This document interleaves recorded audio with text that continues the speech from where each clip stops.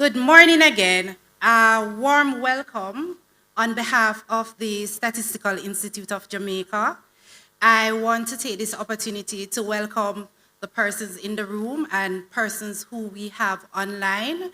We have members of the media, our partners, both local and international, our valued stakeholders, and our members of our senior management team and colleagues. Good morning. Thank you for taking the opportunity to join us as we host one of our quarterly press briefings. My name is Georgia Garvey Green, and I am the Corporate Communications Manager at STATIN. So our quarterly press briefings, they are part of our ongoing commitment to ensure that our stakeholders have access to timely information and to encourage open dialogue. These sessions are an important part of our mandate as we seek to fulfill our mission by providing accurate, timely, relevant, and up-to-date statistics to support evidence-based decision-making for national development. Today's press briefing will focus on the release of the September 2025 Consumer Price Index, CPI. We will also be highlighting some key indicators from the July to September 2025 quarter and a presentation on the 2022 Population and Housing Census, PHC. We do have a tight schedule, however, this morning, and I'm happy we had a lot of persons who arrived early. So we have some of our presenters who are joining us online or out of country, and I know also in here we have limited time, and we do appreciate that time is of an essence to everyone. So my aim is to keep the proceedings rolling and to keep on track and to ensure that we accommodate as many persons as possible and that all the key information is shared within the allotted time. So before we begin, just a quick note on the question and answer segment. So we will pause briefly at the end of the Consumer Price Index release to allow 3 questions. We will also allot 10 minutes to the question and answer segment at the end of the Population and Housing Census presentation. Kindly state your name and the media house that you represent before asking your questions. Please ensure that you are concise, your questions are to the point, to allow your colleagues an opportunity to also ask their questions. If time permits, we will have follow-up questions. With that said, let's get right into our presentation, which will be an update on the key economic indicators for the quarter by Dr. Natalie Simpson, our Acting Deputy Director General and Director of Surveys, followed by the release of the September 2025 CPI, which will be done by Mrs. Xiomara McDonald, our Acting Director of the Administrative Statistics Division. After the presentation, as I said before, I will take 3 questions. I now invite both ladies to join me on the platform. Thank you.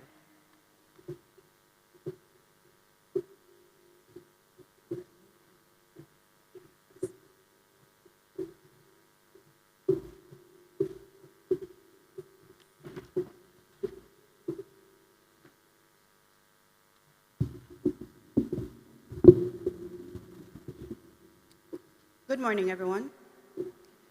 Today, the Statistical Institute of Jamaica joins the global statistics community in celebrating Caribbean Statistics Day 2025 under the theme, Improving Lives Through Statistics, Strengthening and Innovating Together. This theme speaks directly to our core mission at STATIN to produce statistics that are not only accurate and timely, but also inclusive, accessible, and impactful. It reflects our commitment to strengthening partnerships, embracing innovation, and ensuring that the data we provide continues to improve lives across all sectors of society. We are also looking forward to observing another key milestone on Statistics calendar, World Statistics Day on October 20, 2025, under the theme Driving Change with Quality Statistics and Data for Everyone. These observances provide a valuable opportunity to highlight the role of official statistics in national development and to reaffirm our dedication to producing quality data for everyone. We now turn our attention to highlights from the July 2025 Labor Force Survey and the Q2 GDP. The July 2025 Labor Force Survey was released ahead of schedule on September 30, 2025. This early release reflects STATIN's ongoing efforts to align with international standards as part of Jamaica's compliance with the International Monetary Fund, IMF's Special Data Dissemination Standard, SDDS. Going forward, the Labor Force Survey will be released in alignment with the quarterly GDP. This will ensure that our stakeholders, whether in government, academia, or the private sector, have access to the most current labor market insights when they need them most. The July 2025 LFS, or Labor Force Survey data, revealed that 32,100 persons gained employment compared to July 2024, while the unemployment rate declined to 3.3% compared to the earlier year. The occupational group managers accounted for the largest increase in employment, with 10,300 more persons employed, representing an 11.4% increase. By industry, wholesale and retail, trade, repair of motor vehicles and motorcycles recorded the largest employment gain with an increase of 8,800 persons, all of whom were males. Next, we will review the key points from the Q2 GDP. A key development in this reporting cycle is the adoption of the System of National Accounts 2008, which is referred to as the 2008 SNA, an internationally recognized framework that enhances the accuracy, consistency, and comparability of economic data. As part of this transition, Jamaica has updated its GDP base year to 2015, allowing for more meaningful measurement of real economic growth. In addition, the GDP has transitioned to using the Jamaica Industrial Classification 2016, which we refer to as the JIC 2016, the most updated standard for classifying economic activities based on the International Standard Industrial Classification of All Economic Activities, ISIC Rev 4. This update ensures that economic output is captured more precisely across emerging and evolving industries, and is consistent with the reporting by industries for other releases from STATIN. Jamaica's economy grew by 1.6% in the second quarter of 2025 when compared to the same period in 2024. This growth was driven by positive performances in both the goods-producing industries, which expanded by 3.6%, and the services industry, which recorded a 1% increase. Among the goods-producing industries, agriculture, forestry, and fishing was the top performer, growing by 9.2%. This marked its second consecutive quarter of growth, reflecting improved agricultural output and resilience following weather-related disruptions in 2024. In the services industry, accommodation and food services activities led growth with a 4.1% increase, supported by an increase in foreign national arrivals and expansion in food service operations. For more information on the performance of the economy and related data, including the full bulletin and supporting infographics, please visit STATIN's website at www.statinja.gov.jm. I will now invite the Acting Director of the Administrative Statistics Division, Mrs. Xiomara MacDonald, to present on the September 2025 Consumer Price Index findings.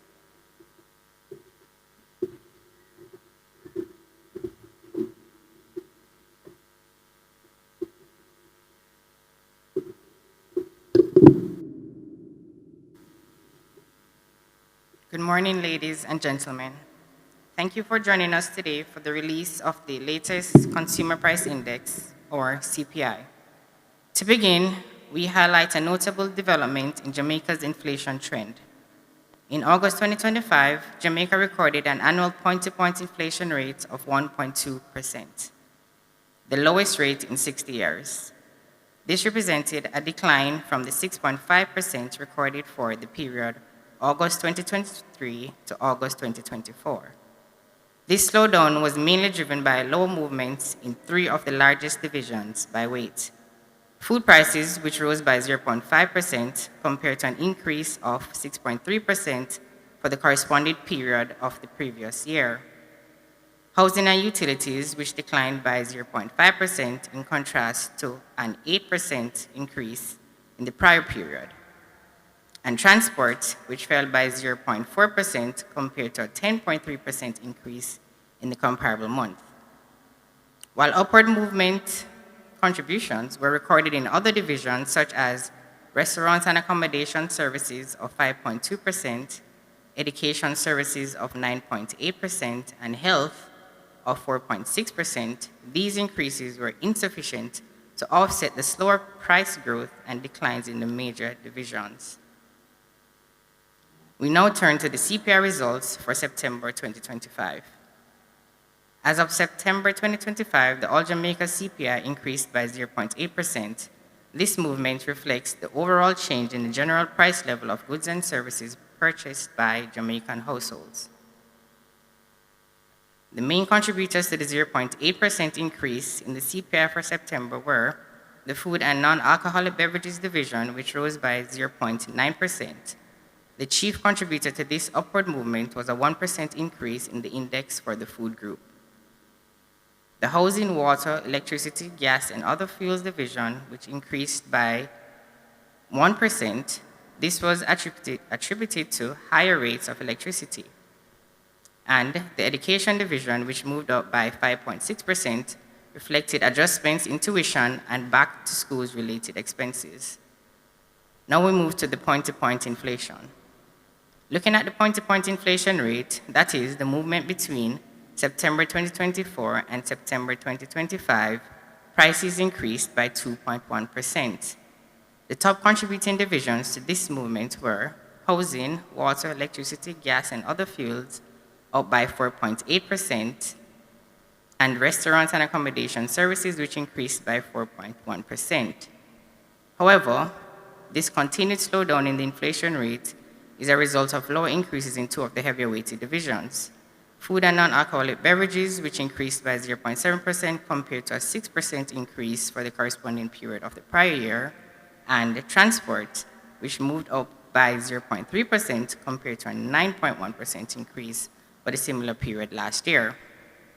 These overall movements highlight the continuing impact of utility-related costs, price adjustments in the service sector, and the seasonal factors that typically influence the cost of food and education during this period.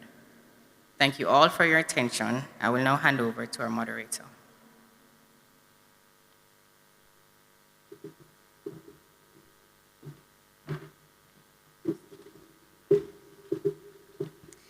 All right, thank you very much, Dr. Simpson and Mrs. McDonald. We will invite our Director General, Ms. Leisha Delatibodier, to also join us on the platform for the Q&A segment.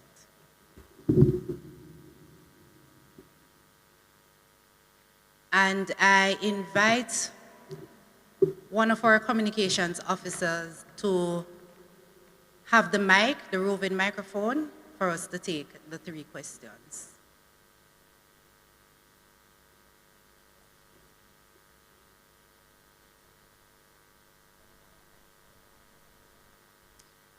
Okay, all right, thank you again. I open the floor for the 3 questions related to the Consumer Price Index. as well as the July labor force and the Q2 gross domestic product information that was presented just now.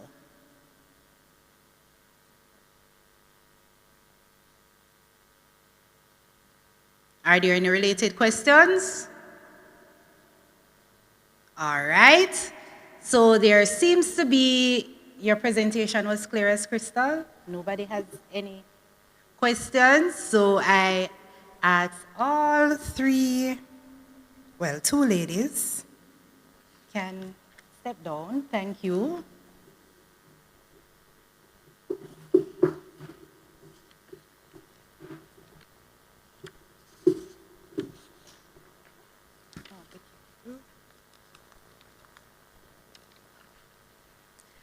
All right, so moving on in the program, I invite, well, Mr. Latibodier is here.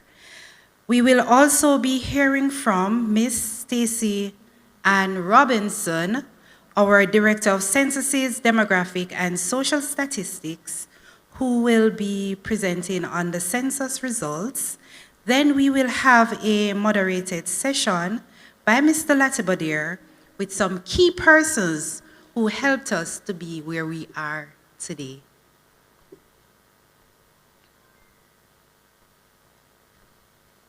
Ms. Robinson?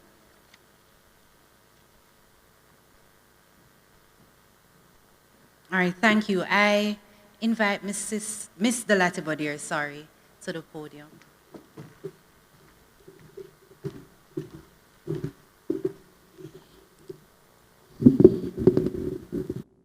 Good morning, ladies and gentlemen. I know you can do better than that. Good morning, ladies and gentlemen. I know we're all very excited for today's geospatial release of the 2022 Population and Housing Census. But before we get into the presentation of the findings, I want to present you with some background and context. We know we've had a lot of discussion and discourse around the census for many months. And we are here at the point where we are releasing the first set of results for the Population and Housing Census. The 2022 Population and Housing Census marked Jamaica's 15th such undertaking. It was conducted in the context of the globally disrupted 2020 World Program on Population and Housing Census. And can anybody tell me why it was globally disrupted? COVID. The census in Jamaica was scheduled to be conducted in 2021 originally, but it was postponed because of the COVID-19 pandemic.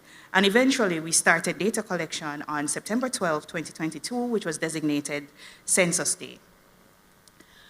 Now, the initial planning phase of the census, which is typically around 5 years, was significantly disrupted by the impact of pandemic-related measures, which delayed some of our preparatory activities and disrupted recruitment systems development, and procurement. Now, while our experience with the 2022 census was unprecedented for us, it actually mirrored international trends. Globally, national statistics offices had to contend with the impact of the pandemic, but as well, we were contending with heightened privacy concerns and rapid digital transformation, which presented unprecedented obstacles to traditional enumeration. To quote the United Nations Economic and Social Council, the 2020 census round faced challenges primarily due to the impact of the COVID-19 pandemic and to a lesser degree, financial constraints, technical difficulties, and political and social insecurity.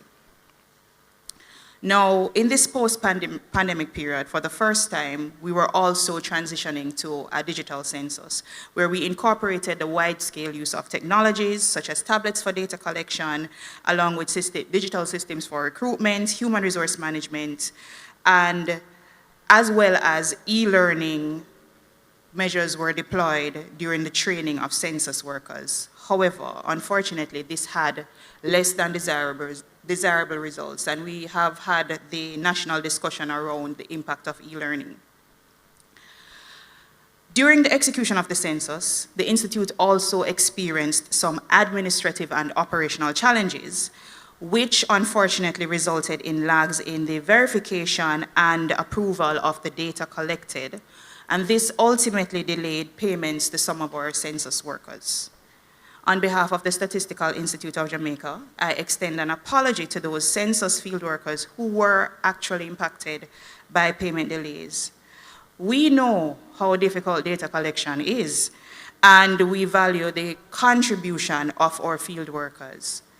Ladies and gentlemen, we are pleased to report that our records show that all census workers who were due for payment have been paid. This marks the successful resolution of one of the major issues that we encountered during the census. Now, at the end of our very extended data collection period, which concluded in December 2024, on our review, we had a less than ideal coverage, particularly in some geographic areas and certain population groups. What this necessitated was innovative strategies and careful review to ensure the accuracy and completeness of the final results. In response to the challenges that we were encountering, STATIN implemented certain strategic adjustments to safeguard the integrity of the results coming out of the census.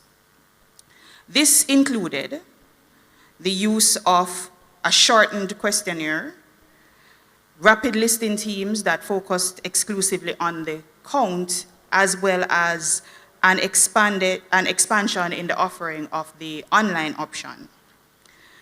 Now, while these measures together combined ensure that we capture the national population count and that we're able to get information on certain key demographic characteristics, some detailed indicators, which are typically available from census estimates, will not be available, or they will only be available at a much higher level of aggregation. Now, these are the unavoidable data limitations of the responses we had to put in place in response to the challenges. The Statistical Institute of Jamaica, during our data processing and evaluation process, we pivoted to a model-based estimation approach when we assessed that the coverage was low. And this is a departure from previous censuses. Typically with previous censuses, where we've never ever achieved 100% count, that never happens in any country. However, our coverage rate is usually a lot higher, especially for the full enumeration. In this instance, because we had to pivot to a shortened questionnaire and then ultimately just a count, we had to pivot to a model-based approach for the finalization of the count. Now, our strategy, because this census was geo-referenced, we could identify exactly where we went and where we did not go. And we used the data that we collected to estimate for the areas that we did not collect. To quote the United Nations Population Fund, and they are the global experts on censuses, modeled population estimates hold the potential to support census planning and improve quality. However, they also advise that they should be used with caution. But together with other administrative data, they are able to provide us with robust estimates. Now, to dive a little bit deeper into our process, we worked closely with regional and international organizations, including the UNFPA, the United Nations Economic Commission for Latin America and the Caribbean, UNECLAC, as well as the United Nations Statistics Division, and the PopGrid Collaborative, which is a group of global experts on population estimation and modeling. And together, we came up with 3 approaches for estimating the undercoverage. There was the Global Human Settlement Population Layer, or GHS-POP modeling. There was the bespoke bottom-up modeling, and there was also the small area population estimation using Bayesian techniques.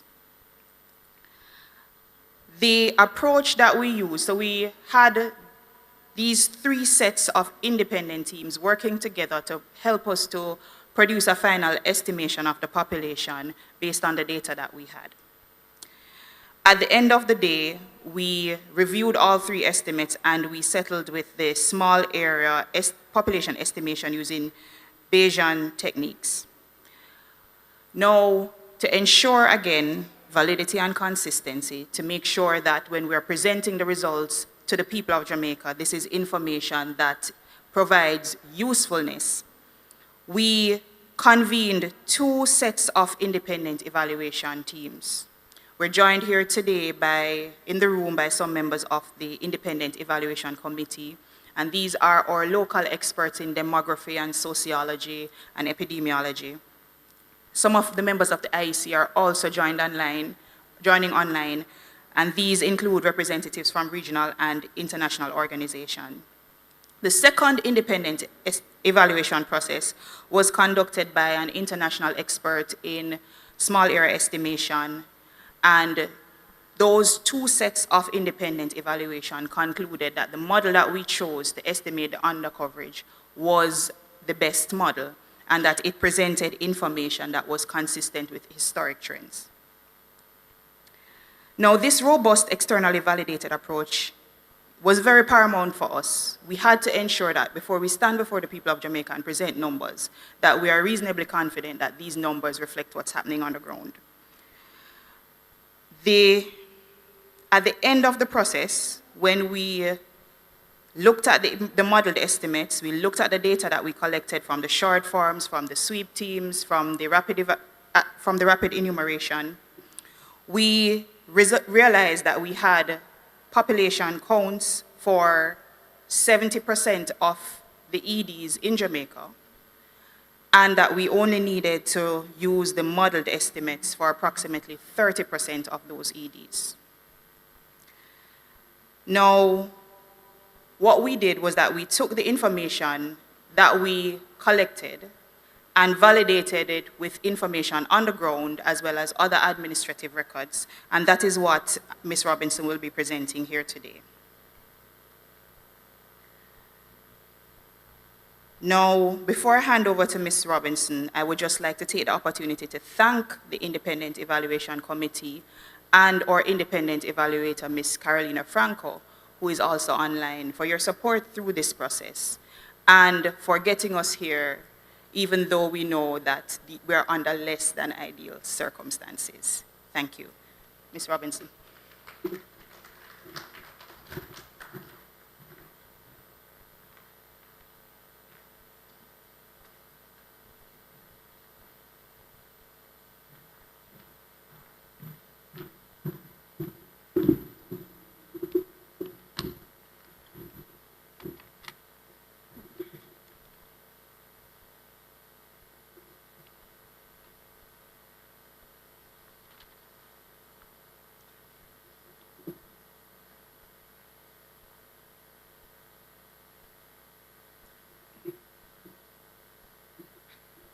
Good morning, everyone.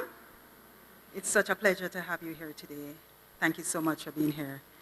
Okay, so I was already introduced. My name is Stacey Robinson, and I will be taking you through the results. I know that that is something that you're eager to hear, and we're just going to do it right now. Okay? All right.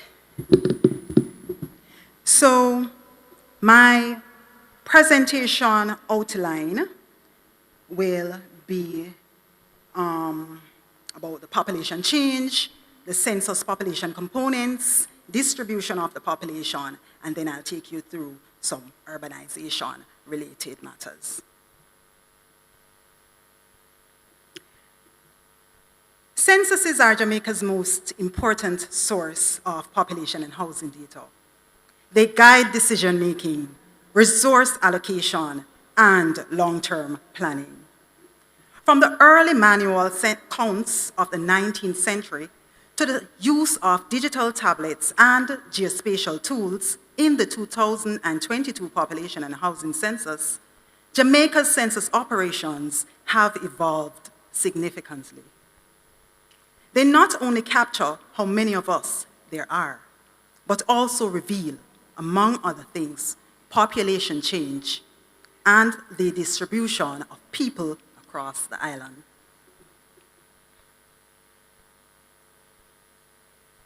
Okay, so today we'll be looking at 5 census periods from 1982 to 2022. In 1982, the population accounted for 2.1 million. However, and I'm sure you're eager to see this, in 2022, the population recorded a count of 2.774538. Should we say it again? 2.774538. Now, what would have influenced the movements in the population? There are 3 demographic processes that does this: births, deaths, and migration. In 1982, births was 747,788. Births declined by between 1970 and 1982, that intercensal period, births was 747,788. However, between 2011 and 2022, births declined to 432,018. Deaths in that same period was 188,993, but increased to 236,687. Net migration recorded 216,959, but declined to 118,776.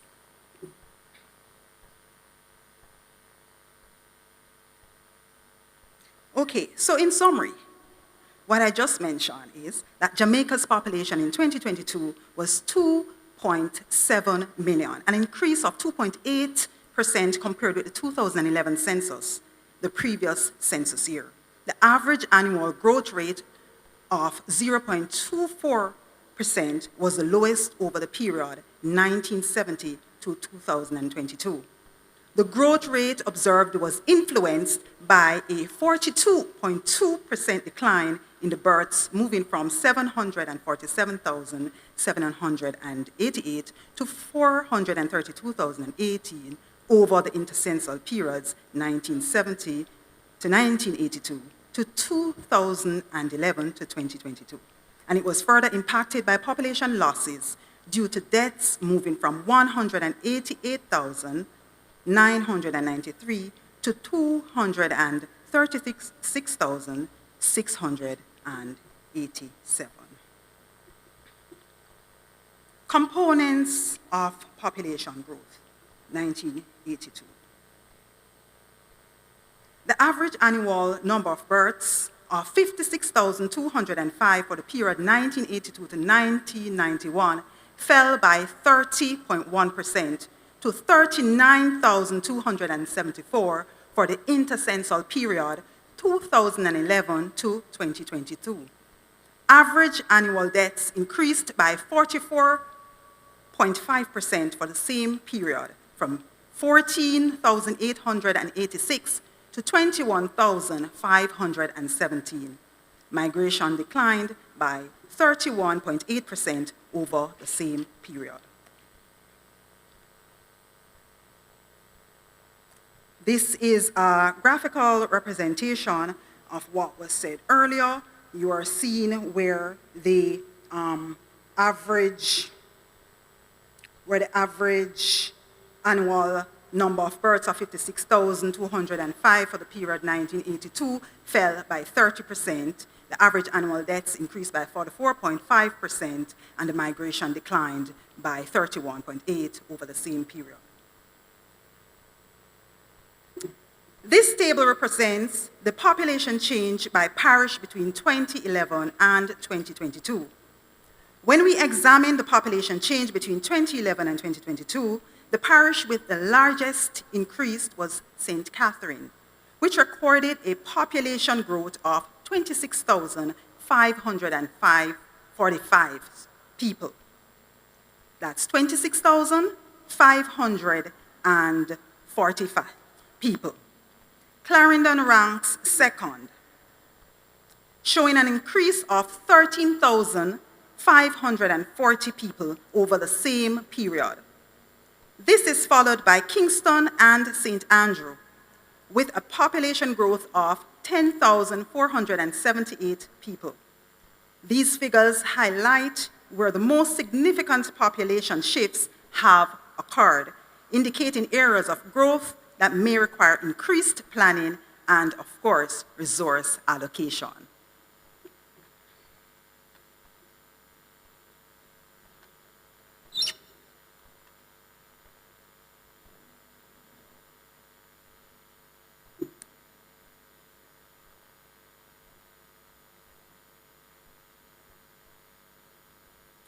This map shows the population density by parish for 2022.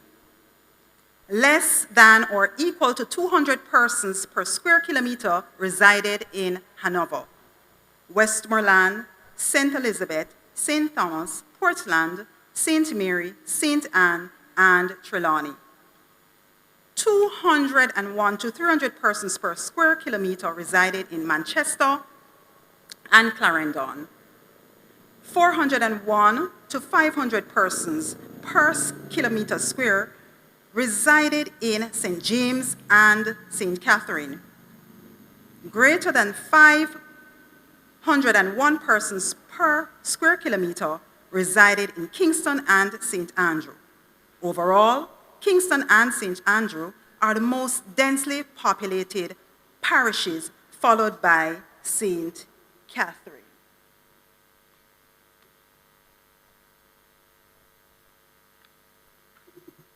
So this map on screen, it shows the population density by community for 2022.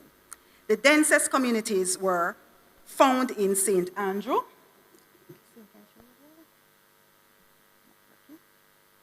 St. Andrew, and it's right beside the box illustrating the Blue Mountain. It's right. That dark area, dark blue area, that's St. Andrew. St. Catherine and St. James, along with the major urban centers and capitals, those were the densest communities that were found. Parishes such as Portland, St. Thomas, and Trelawney had some of the least densely populated communities, due to their location to the cockpit country and the Blue Mountains. And as you can see to my left, that area that is squared off, that's the cockpit country, and to my right, the Blue Mountain range.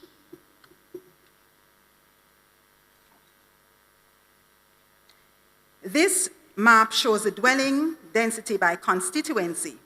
St. Andrew, St. Catherine, and Clarendon had some of the most dwellings per kilometer square. Trelawney, St. Elizabeth, and St. Mary accounted for some of the least number of dwellings per square kilometer.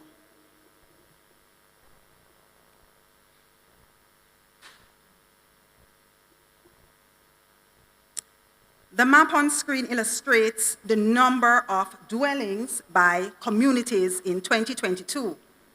Notably, the greatest number of dwellings were found in communities in St. Catherine and St. Andrew. Parishes such as Portland, and St. Thomas had many communities with a dwelling number less than 201.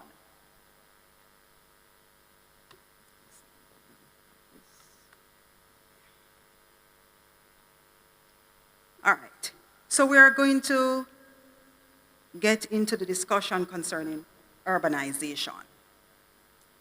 Urbanization refers to the rapid increase in the proportion of the population living in towns and cities within an area of a country. The term urban refers to areas characterized by high population density and built environments, including cities and towns, where most economic activities are non-agricultural and infrastructure is well developed. STATIN defines an urban area as a densely populated locality with at least 2,000 inhabitants and a population density of 500 or more persons per kilometer square, and advanced socio-economic infrastructure.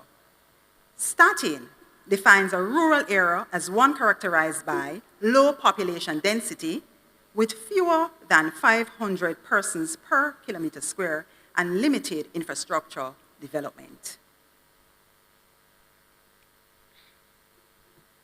So now, in Jamaica, the distinction between urban and rural areas is based on differences in population density, available amenities, and the functional use of land in each area.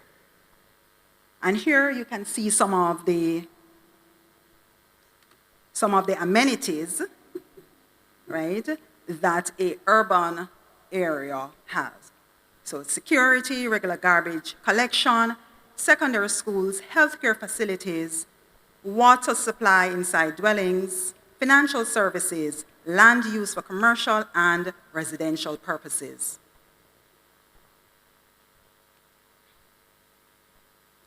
Now, there are levels of urbanization, and we have 4 classes of urbanization, urban areas, right? So let us start with these 2 on screen. Class A urban areas include all parish capitals, which serve as the main administrative centers of the country. These areas are characterized by high population densities and comprehensive access to major urban amenities and services. And some notable examples are the KMA, Morant Bay, Falmouth, Montego Bay, and Spanish Town. These areas are classified as urban area, Class A urban areas. Class B urban areas also exhibit high population densities, but do not serve as the primary administrative centers of their respective parishes. While their amenities are of a lower order than those found in parish capitals, some may offer comparable levels of services. Notable examples of these areas are Portmore in St. Catherine and Santa Cruz in St. Elizabeth. Now onto Class C and Class D urban areas. Class C urban areas represent medium-sized, growing urban centers. These areas have moderate population densities and are experiencing steady improvements in urban infrastructure and amenities. And some examples of these areas are Duncan's in Trelawney, Grange Hill in Westmoreland, and Chapelton in Clarendon. Class D urban areas are emerging urban centers with lower population densities and limited access to urban services. These areas are in the preliminary stages of urban development, and some examples of these areas are White House, Petersfield, and Darliston, and these areas can be found in Westmoreland. Bamboo, Alexandra, and Monigue, and these areas are in St. Anne. And Bath and Yallas in St. Thomas. Now, we're looking at map on screen, and it clearly illustrates the expansion of urban areas in Jamaica between 2011 and 2022. So the light pink area, we're looking at 2011, the light pink areas represent urban footprint in 2011, right? While the darker pink over by 2022, it represents an increase in the urban areas.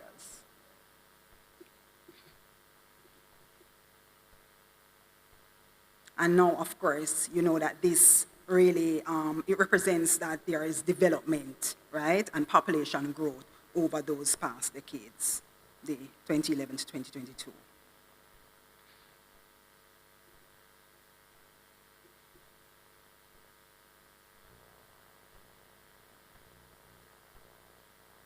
All right, so this is a video that we want to show you. So you're going to see how the urban areas change from 2011 to 2022. You see the pink is getting brighter. It is showing the change, the improvement in the urban area. So that's now 2011, and that's 2022 there. See the improvement in the urban area. That's just a graphical representation of what I just mentioned. Okay, so let us look now at urbanization of parishes in 2022. And this chart on screen, it illustrates the top 5 urbanized parishes. Notably, all of Kingston is considered as urban. You're seeing 100% there. And there has been no change in this since previous censuses. 90% of St. Andrew is considered urban, followed by St. James and St. Catherine, respectively. This growth is attributed to the expansion and development of key urban areas such as Montego Bay, St. Andrew proper, Spanish Town, and Portmore, as well as Old Harbour.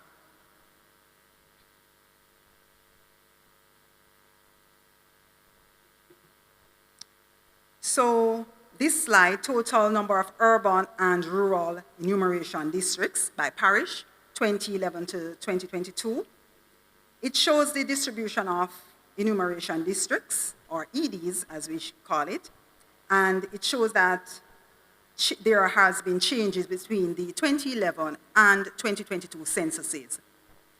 You can see the breakdown of urban and rural areas by parish across both censuses rounds, right? We're seeing 2011 as well as 2022.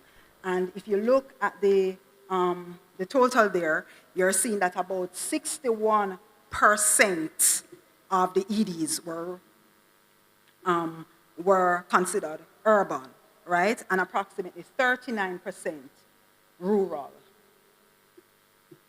And this, of course, is showing you a clear growth in the urban areas. I just showed you some maps, and this is now a table that you'll also recognize this information from.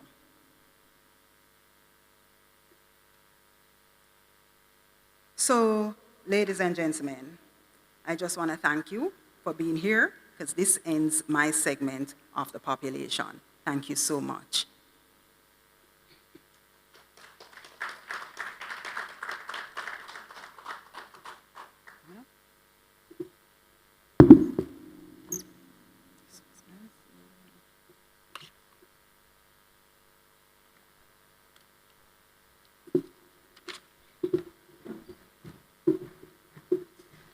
Okay, thank you very much, Ms. Robinson, for such insightful information and showing us how Jamaica is evolving into urban centers, sections of Jamaica, how we are evolving into urban centers. All right, so we are moving steadily along. We will have a moderated segment that looks at the methodological overview, and that will be moderated by our Director General, Ms. Leisha Delati-Badir, and we have 2 persons who are online who were very integral in the methodology, as she indicated. One is from ECLAC and the other from UNFPA, who we will also be inviting to the discussion online. Is our online team ready for us? Testing. Good morning. Can you hear me? Hello? Testing? Okay. All right. Good morning again. Well, good afternoon, ladies Sorry, and just 1 gentlemen. minute, checking if the persons online, if our team is ready for us. They are? Okay, great, thanks. You can proceed. All right. Good afternoon again. I am inviting Dr. Bailey, the chair of the IEC, to join us on the panel for part of the discussion later.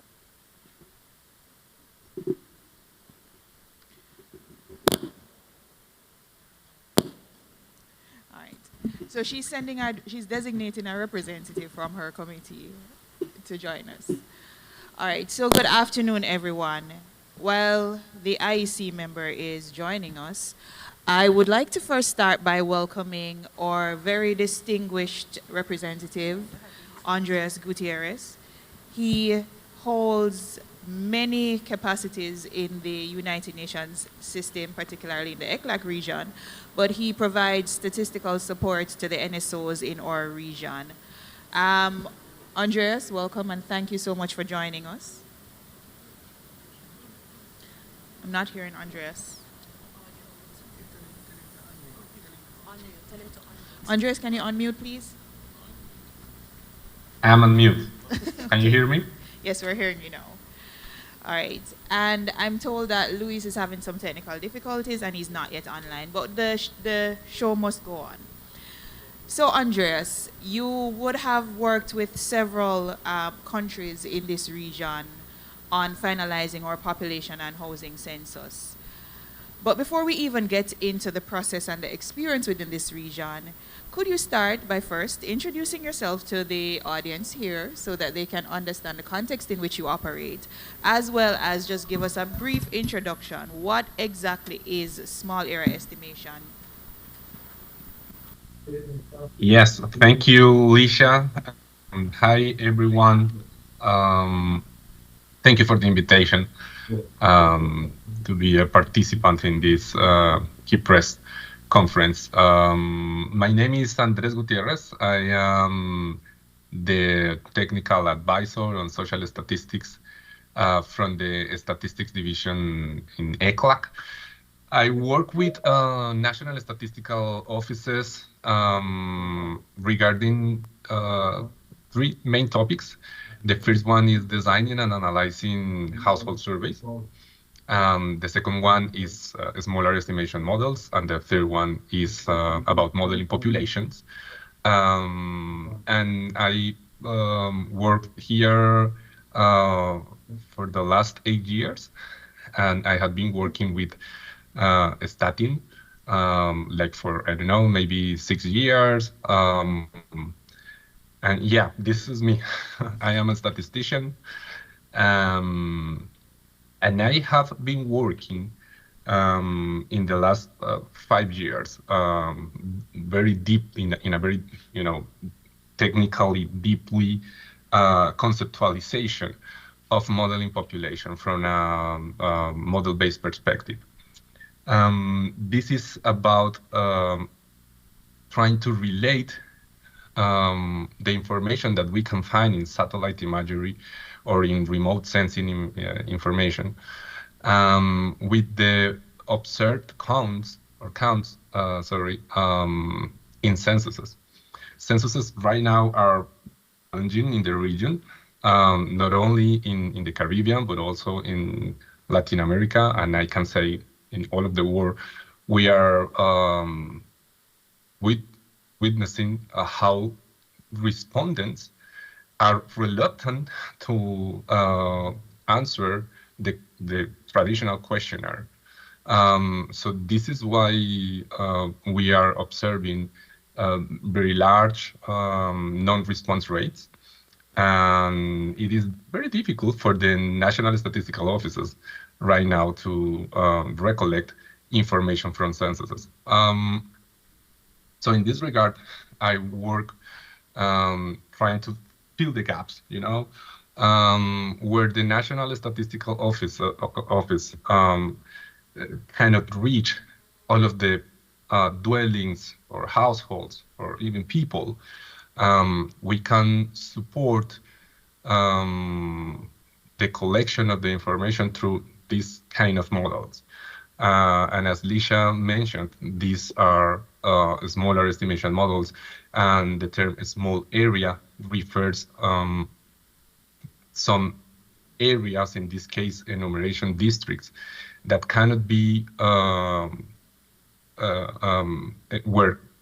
where the collection of the information cannot be done in a comprehensive and fully way.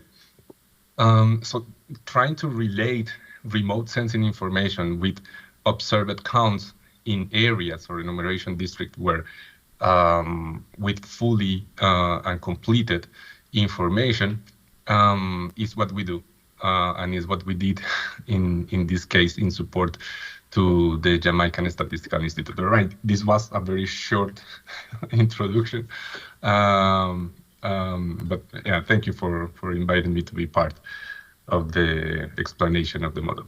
Yes, thank you, Andreas. So, just two more questions. How long has the small area estimation technique been around? Is it something that is new? Is it a tried, tested, and proven method that has been used in other circumstances? When we talk about smaller estimation, we can go back like 60 years ago. And it was born in the demographic area with synthetic models. And it has been used by National Statistical Institute in the demographic projection and estimations for many years. Later, the topic had like a new revival in terms of literature and books and papers and articles, and we have like a bunch of authors writing about a smaller estimation, but not only in the demographic sense, but also in the social statistics field. So this is why maybe you hear about terms like poverty mapping or disease mapping, or just a smaller estimation. So the topic, smaller estimation, is a very consolidated branch of the statistics discipline. And it is being considered, at least here in the region and in some other regions, at the international level, as one of the sources that national statistical offices can use to provide official statistics. Right now, here we are coordinating a group in the statistics, in the conference of statistics of the Americas, that deals with how national statistical offices can turn this smaller estimation from experimental statistics to official statistics. So the topic is a very serious one. It's not that new, and it has been used by national statistical offices around the globe for many years. So what we are trying to implement in our recommendations to the national statistical offices is based on a very strong academic literature, but also on the experience of other national statistical institutes or offices that are trying these kind of models when you know, and it can be, you know, see through a integration of information lens. So in that sense, the topic is not new. We are not experimenting here. We have a very strong and consolidated literature review that it is not only based on the academic side, but also on the implementation that national statistics offices have been done for the last 20 years. So here in the statistics division at ECLAC, we are very serious about that. We are not recommending anything new that have not been implemented before in the field of official statistics. And we are very concerned that the national statistical offices adhere to this principle, you know, that every single methodology has been proven in other, you know, experiences, international experiences. So the topic of smaller estimation and actually the topic of modeling population has been there in the literature, and we have a lot of experiences in other national statistical offices. So it is not something that it is new, and that has been proven good results in other national statistical offices in the region, for example, and of course in other countries. Thank you so much, Andreas. So the method we applied is one that, to summarize, is one that has been in existence for 60 plus years, has been used, tried and proven, and has been used by many statistical offices. Final question, and in the interest of time, I have gotten the wrap-up message. So my apologies to the IEC. I know you support us, but we know you understand. So how many other countries? Are we unique? Are we the only country in this region that has had to pivot to model-based estimation for our census? Short Absolutely not. Absolutely not.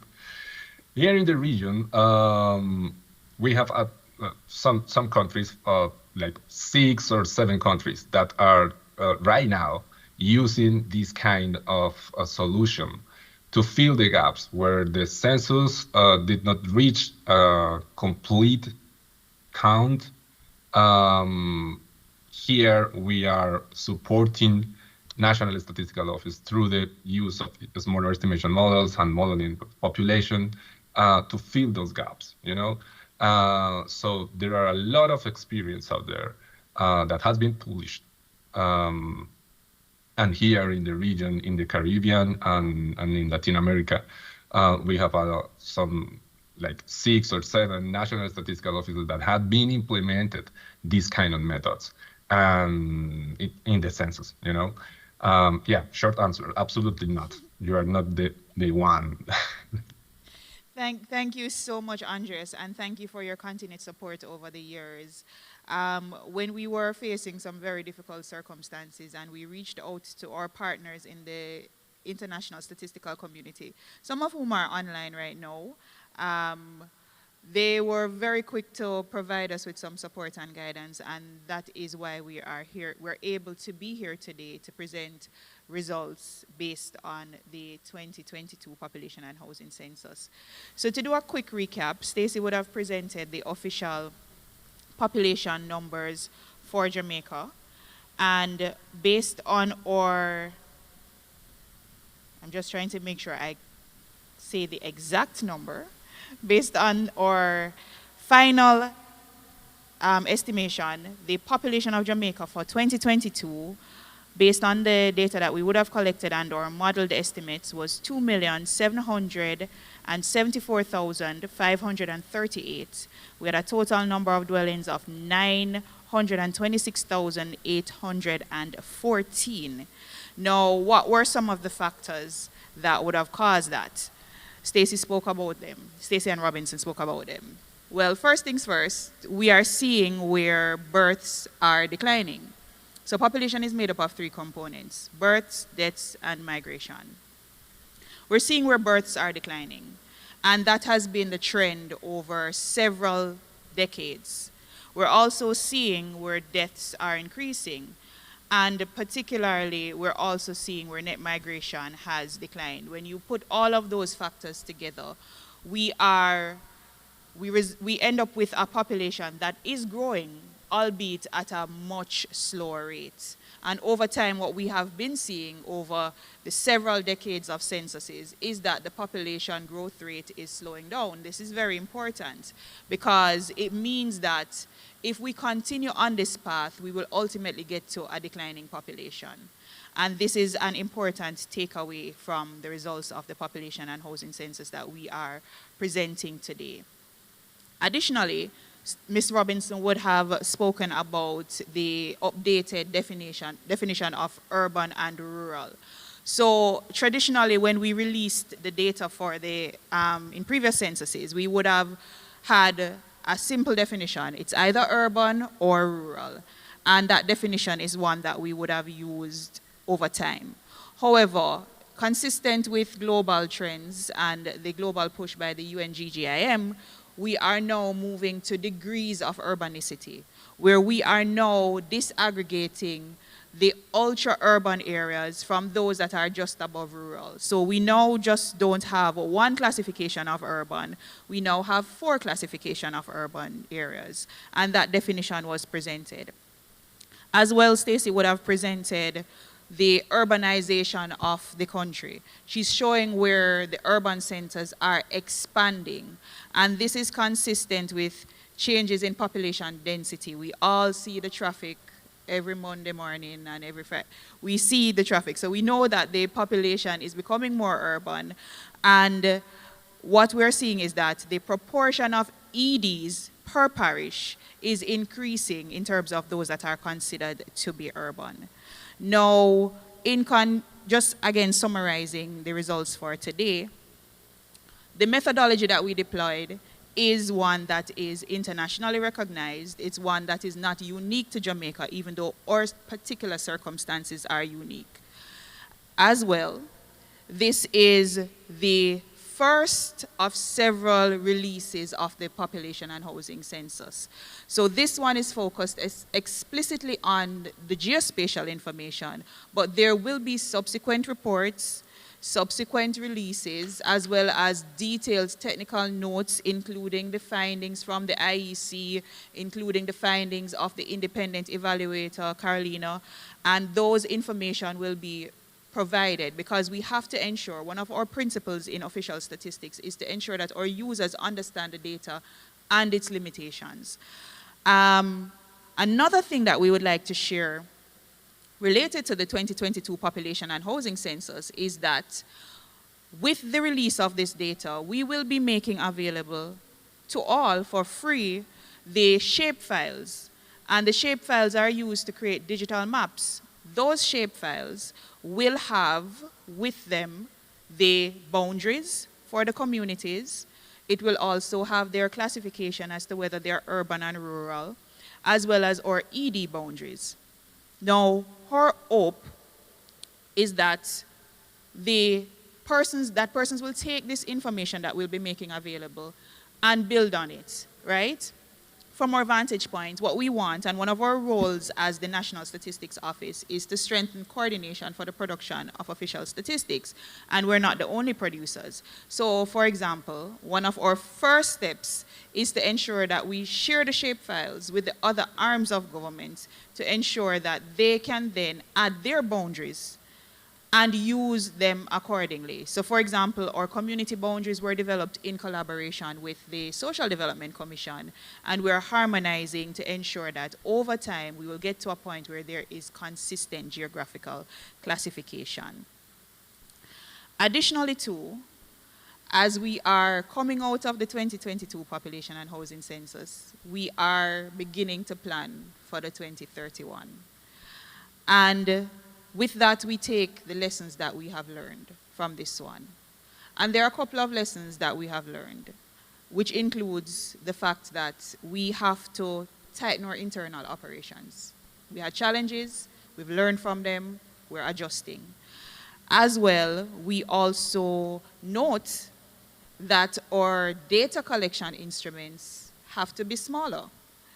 It means that because persons no longer are willing to sit and talk with us for an extended period of time, so for the 2031 census, one of our lessons learned is that we need a smaller data collection instrument. We also know that we have to embrace self-enumeration, web questionnaires, and deploy that better so that persons are more concerned now about giving their personal information to people. So those are some of the lessons that we have learned. We've also started an initiative supported again by the United Nations Statistics Division called the DATAS Project, otherwise known as Data for SIDS, where we are working with our partners in government on the development of enhanced georeferenced information for future censuses. There are also discussions that are ongoing with local partners about how we can access administrative data to improve the collection processes. So there are several lessons learned. There are several things that we have thought about. We will continue to consult with our various stakeholders and those who are older and wiser and can guide us, because we want to ensure that for each experience and for each round of censuses, we're building on the lessons learned, we're applying new principles, and we are growing from our experiences. Now, as part of this census too, I neglected to state it earlier, and my apologies. We use tablet computers, and we spoke about that earlier. But one of the things that we did was that we partnered with the Ministry of Education, Youth and Information, Ministry of Education, Skills, Youth and Information. And once the tablet computers were completed, once the census takers were done using the tablets, we actually donated those tablets to the Tablets in School program.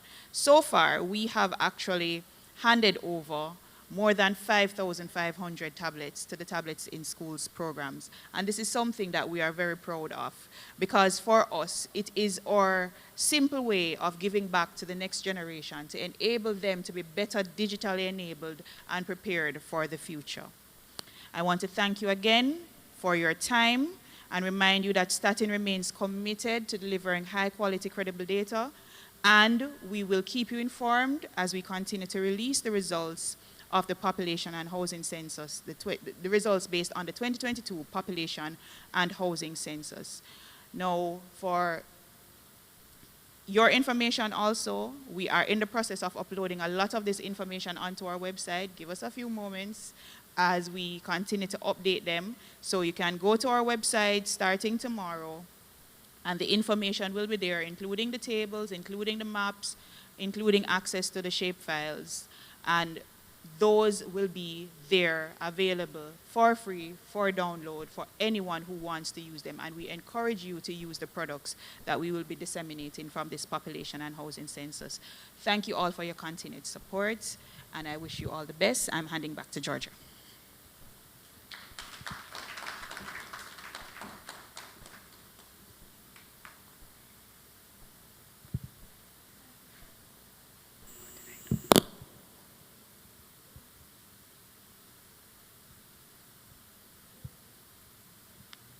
Some help, please. Oh, all right, thanks.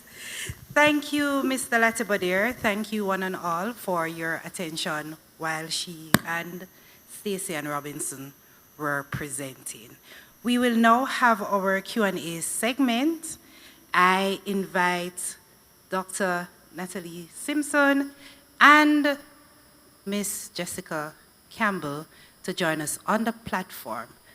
Ms. Campbell is our Director of Research, Design, and Evaluation. And just to reiterate, we will take one question first, because we're keeping it as tight as possible. And if time permits, we will take another round of questions based on the time schedule that we have, and we're sticking to that today. All right, both. Everybody has their microphones, and I am opening the floor for questions. Where are my runners, please, to make it quicker? I invite my communications officers to take the microphones, and we are taking questions. Sasha, there's somebody right there.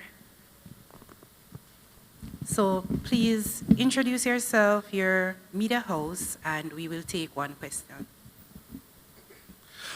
Good afternoon, Siobhan Campbell from Nationwide News. Based on the information provided, particularly as it relates to the decline in population growth, you're the statisticians. I want to get a clear understanding as to the trend going forward. Is there a concern that Jamaica is reaching that area where you can consider our population in crisis, as in countries like Japan or South Korea, which are facing similar demographic declines?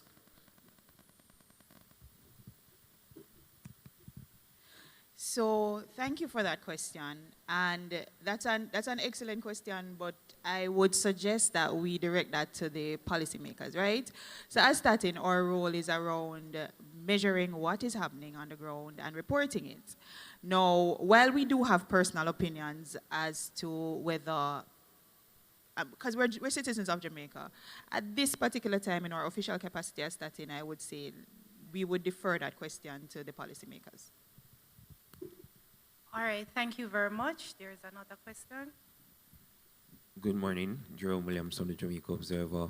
How do you respond to questions and criticisms to STATIN's process and the census numbers? And also, I know you mentioned specifically for the population housing census that, you know, the process was internationally recognized, but overall for the entire census process for other census that you have done, how does STATIN's process stand up to international scrutiny? Okay, and thank you again for that question. As I would have mentioned earlier, that while our experience with the 2022 population and housing census was unique for Jamaica, it was characteristic of the 2020 round of censuses. For those countries who would have been executing traditional censuses, that is where we are administering the questionnaire through interviews, they would have had similar experiences, and that is well documented. Earlier this year, even at the UN Statistical Commission, there was a discussion around the experiences of other countries, and they were quite similar to us. There have also been discussion at the level of the CARICOM community, where we have also seen similar trends. It is relative to the particularly unique set of circumstances that we would have faced with this census, with the pandemic, and with the fact that our planning and development cycle was disrupted. Additionally, I would want to say that a part of what we're doing here is being transparent and releasing not only the count, but also the process by which we got there.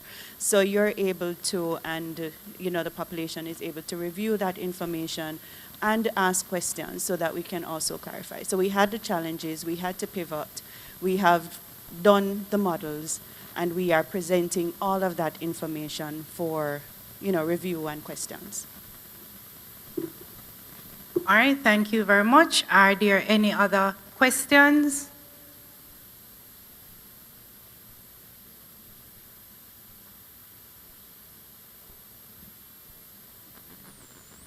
Good afternoon. Professor McCobbins from the university, and I'm a member of the IEC.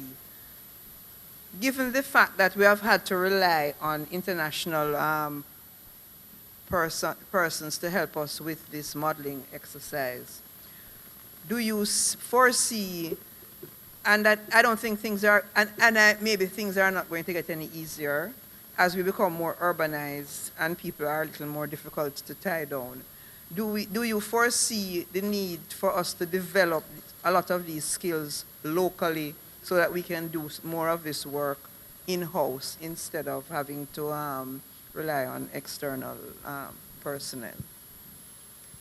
Thank you for that question. And definitely, we do foresee that we do need to develop skills locally. And it is something that we are working towards. Our partners in the UN statistical community have been supporting us to build capacity. But as well, our hope and our vision is that we can partner with local academic institutions also to help to develop that capacity, not just for STATIN, but also for the other producers of official statistics. And part of this, this is part of our broader modernization plan, where we're looking at retooling and updating and upgrading the organization so that we can be more resilient in the face of challenges like this. Thank you. Okay, thanks. There's another question. All right, hi, Stephen Jackson from the Gleaner. I just wondering what might have caused the birth rate to decline and the death rate to rise. I know that from 82 to now, you had AIDS, HIV, that's one big thing, and you would have an increase in car accidents per year. And so so what's causing that thing generally? And then secondly, I would imagine that the slow growth rate is reflective of small developing states, and I'm just wondering how our 2.8% squares with people in our hemisphere, in our region, and also just by definition, small island states. All right, thank you very much.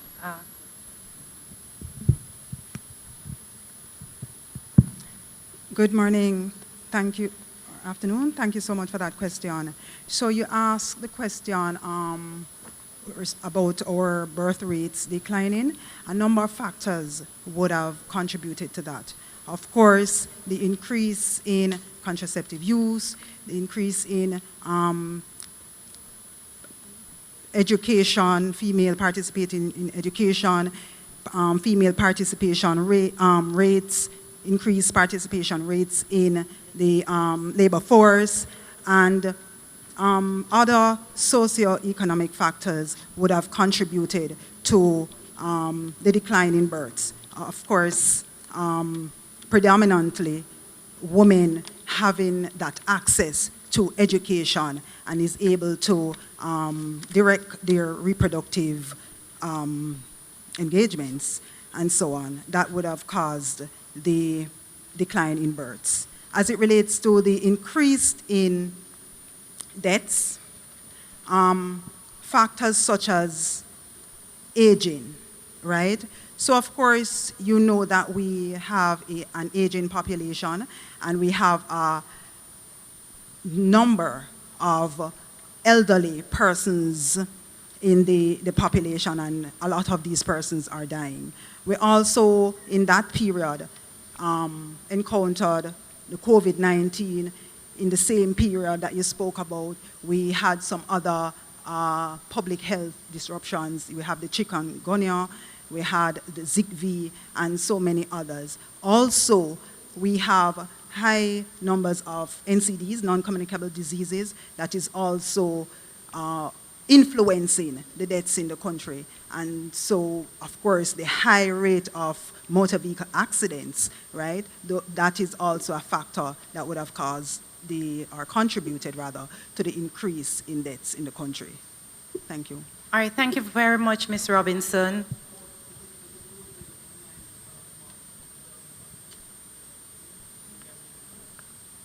All right, so that question is, are we consistent in terms of the growth rate with other small island developing states? Certainly. It is similar to, the growth rate is similar to growth rates in the region, right? The Caribbean region as well as Latin America. Thank you. All right, thank you very much. I have time for one more question, and I'll wrap up.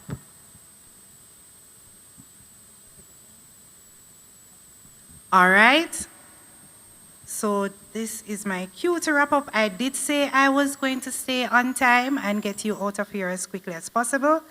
And in closing, I want to thank you all for joining our quarterly press briefing. Just to remind you that the information shared today and other information that may be of interest to you can be found on our website at www.census.gov. statinja.gov.jm. You're also welcome to contact our library at info@statinja.gov.jm. I want to thank the members of our IEC, our international development partners, our field staff, both permanent and temporary, who would have worked on the census, our statisticians across divisions, who would have also worked on the census, and our support divisions, information and technology, and corporate services for getting us to where we are today. Thank you, and do enjoy the rest of your day. Thanks.